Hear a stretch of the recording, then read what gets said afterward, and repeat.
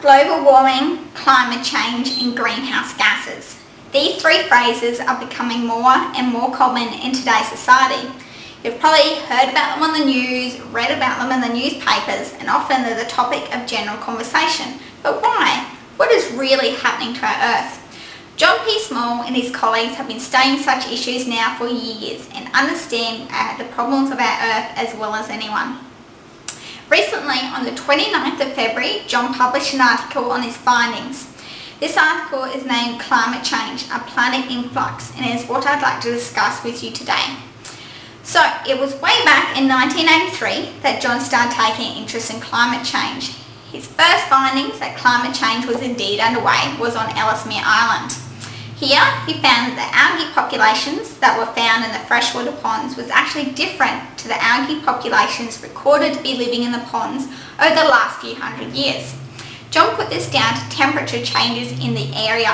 His findings were soon supported as the ponds that they had been sampling from each year started getting smaller and smaller and smaller as they dried up.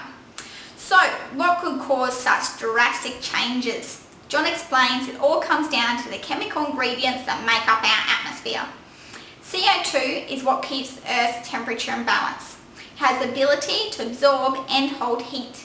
So this means too little CO2, then the Earth would freeze, too much CO2 and Earth would actually overheat. So even small fluctuations in these numbers can have drastic results worldwide. In history, it was recorded that the CO2 levels in the atmosphere were 314 parts per million. It's now recorded to have risen to 394 parts per million, and this has resulted in a 1 degrees temperature rise worldwide.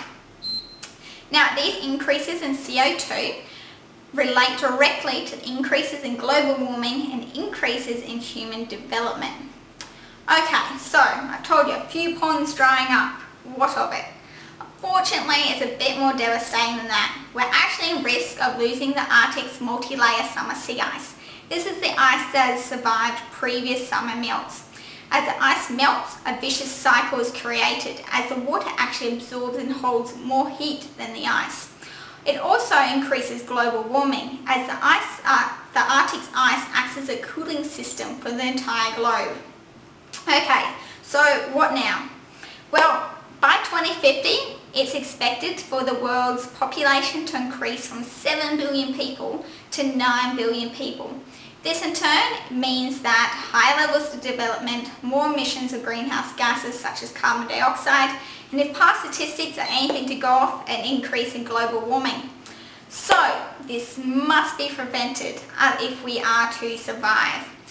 You must do something today, we must do something today before things become irreversible. Thank you.